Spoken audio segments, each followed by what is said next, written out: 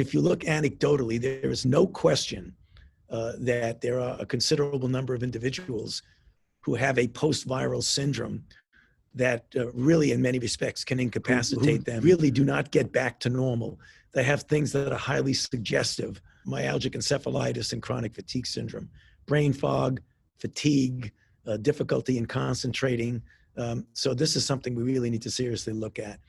We also got very worried early on that long-term consequences of this terrible epidemic could be a large number of people who develop MECFS after COVID.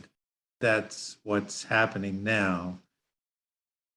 MECFS is myalgic encephalomyelitis, commonly called chronic fatigue syndrome.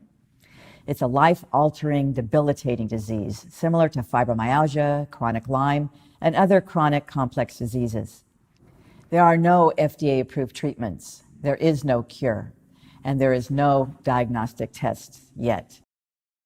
You can see illness is very similar to this, called many different things. And they tend to be reported in clusters. So there was a cluster battle fatigue that might have been something like this in both the two World Wars, and they had different names. Icelandic disease was a cluster in Iceland. There was a Royal Free Hospital disease, which was a cluster in London. Myalgic encephalomyelitis is a name that's stuck. The name is a really big deal. This chronic fatigue syndrome name trivialized this illness so profoundly that I think it really did prevent us from being seen seriously as an important illness for decades. And I don't think people really realize this. This illness is wicked.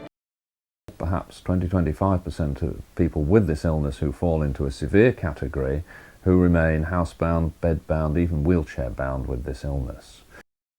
Now, if you look at the symptoms of post-COVID, which are here in the different boxes, you can see that they overlap, really pretty amazingly with the symptoms of MECFS. So as I said, fatigue in almost 99%. Now, post-exertion malaise, which is a real signature of MECFS, not been that well studied, but there is one, patient study which claims it's as high as 90%. Big numbers here, and hopefully this will help us to get answers. We've never been able to get together for MECFS.